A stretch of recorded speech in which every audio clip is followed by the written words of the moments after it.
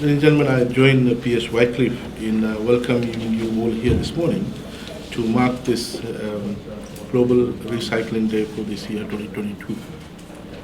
There's a number of days dedicated in a year to various aspects of our society, our environment, our economy, our life that is has been chosen because it matters to our existence, our well-being, and our balance with the environment, the ecosystem, the biodiversity. This day is important because it allows us to get together and take a stock take of where we are, what we're doing, and where we should be headed. Ladies and gentlemen, the repercussions arising from the global 19 pandemic has been a learning experience as well in terms of various aspects of life, and one being the environment and where we are. The downward spiral of economies globally has affected many small island countries, not only in Pacific, but small African states and the Caribbean states as well. And it has also given us an opportunity to rethink the way we conduct ourselves, whether it's households, whether it's businesses, whether it's government agencies, whether it's donor agencies, development partners, NGOs. Our conduct in terms of not only resource utilization, not only time utilization, but also our own businesses and our bottom line, thinking about our bottom line. Every individual, every DMUs, every decision-making units, they have a objective of what they need to do and how they want to do. And this pandemic has allowed us time to think. At times we zero in onto our individual DMU's strategic objectives, but we lose sight of a collective vision of the country or society. And that is where all this discourse, all these diversions come in, because all of us are not united in terms of what kind of society, what kind of environment we want. We tend to live in our own spaces, and we forgot about the collective space. The moment we only think about our own spaces, that's where the problem arises. And daily, the Department of Environment deals with these issues arising out of people dealing with their own spaces. Daily. And I literally mean it, I forward messages that I get from people directly, the decision-making units directly, through representatives, assistant ministers, MPs, through Prime Minister, that why hasn't my request for my application has been dealt with? Because they don't share the common vision that we want we want to have. Here's the regulator, here's the administrator, and here I am, the policymaker, standing in the middle, trying to reconcile their individual spaces. And that is the most difficult, because as policymakers, as leaders of the country, part of the legislature, we are pursuing the common vision. But here comes this investor who wants to mine the river. Here comes the investor who wants to cut down all the mangrove trees and build a hotel.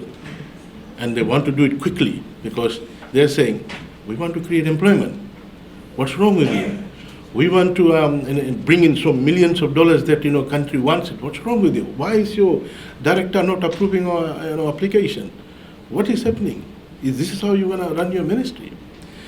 This is the space in which we are, because we are trying to reconcile the common vision. Of course we want investment. Who doesn't want investment?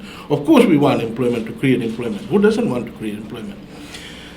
They also are assisting us in providing the savings that is there outside Fiji, to bring it down and give it to them, give it to us, or through different channels. But the reason why there is a discord is because we are not able to reconcile.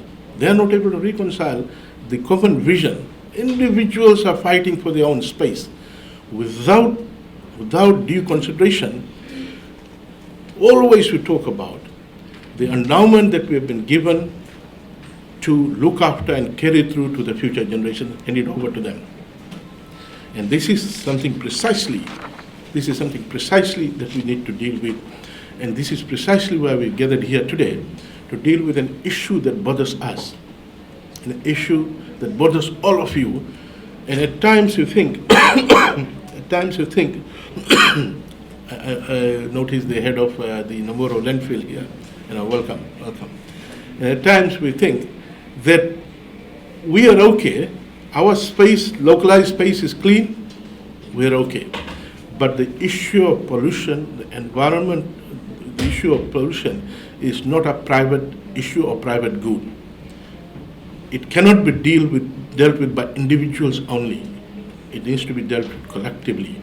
And not only collectively, at a global level, it cannot be dealt with only by individual countries. It requires global action. But at a local level, the first thing yesterday when I was discussing this with director and peers, I said we need to deal with this issue by reducing waste. That's where we have to start. We're talking about reducing and then talking about the landfill.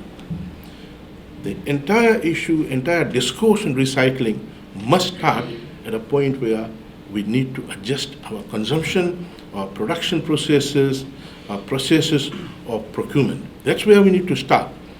How do we adjust our procurement process so that this minimum waste is coming out? That's where we need to start off. If we only have our discussion about recycling, then we will be flooded with all aspects of how do we recycle, reuse, or composting, or revamping at the downstream process. Every aspect, whenever we talk about, we have to look at in that particular chain of the production or consumption or procurement is upstream. And the upstream where we start off is reduction. And to deal with the reduction, consumption, consumers, households, business sector, all the DMOs, whether it's a DMO of an NGO, whether it's a DMO of a development partner, every DMO must look at the production process, the engineering process, the consumption process to, first of all, reduce. Once we have done that, then the leftover is where we come and discuss at these kinds of forums. But unfortunately, still we are operating in our own little individual spaces. Look at schools, look at temples, religious organizations. We often tend to, when we operate in our spaces, we tend to ignore that we are operating with various kinds of institutions, formal institutions which matter. Sometimes we think that life doesn't exist outside parliament or outside government, and we think that that's the end. And that is why there's all kinds of rigmaroles happening. There's life outside there too. So, ladies and gentlemen, today is a day that we also gathered last year.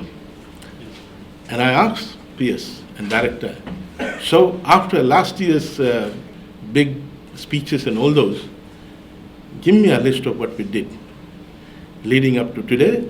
If not, we should stop doing this. Honestly, every year we mark International Day of Children, International Day of Teachers, International Day of Biodiversity. What has happened? I recall 3 years ago, PSN director was out of country when we celebrated International Day in Lami, the recycling output, recycling facility, and the facility is closed now. Yes. Probably they couldn't find enough wastage, which is a good sign. It's a good sign. They closed because they couldn't find their main input in the production process. But the landfill is filling up. We had to extend it. And I said, this is not what we should be doing. Why is our landfill filling up? What is happening in the school system? Who are littering? It's not our children, it's adults. is the business sector, is households. Our most well-behaved and are the children, who will tell you, why are you littering? Why are you throwing rubbish? So the good thing is that I think we've got the school system captured in terms of understanding how important it is to looking after our waste. But it's the adult population we need to deal with. Yesterday or day before, the night time I was at Nandovi, and I sent a message to PS. There's this guy who was just on the highway of Nandovi. He says that every night someone comes with a bag full of diapers or rubbish and throws on a house beside his block. He said, I want to catch him or her, but I don't want to catch him when he only comes and throws one diaper. He said, that's not a good day for me to put all my energy onto it. But the thing is this is happening throughout Fiji. So ladies and gentlemen, all we are saying is that we need to mobilize all of us, but alone we can't do. And that is why we have this day to have a discourse and then say, how when we break out from here today, how do we go in our different constituents and convince them that this is an issue that we need to deal with. It affects the environment, the place where we live, the road that we travel, the beach that we go in, to get some, aesthetic value. The town that we go, the road, the neighborhood that we stay. It is not only about clean environment, it's also about healthier environment. And that's why we have the presence of Assistant Minister of Health here today. And landfills are not a solution. Landfills are not a solution. It is our own behavior, our conduct. Ladies and gentlemen, I want to thank you all for coming here today, and I do hope that we will have this discourse today. And when we go back, we'll see how we can work in our constituents to assist in reducing, and then the leftover, how we could utilize for better value. Thank you, Naka.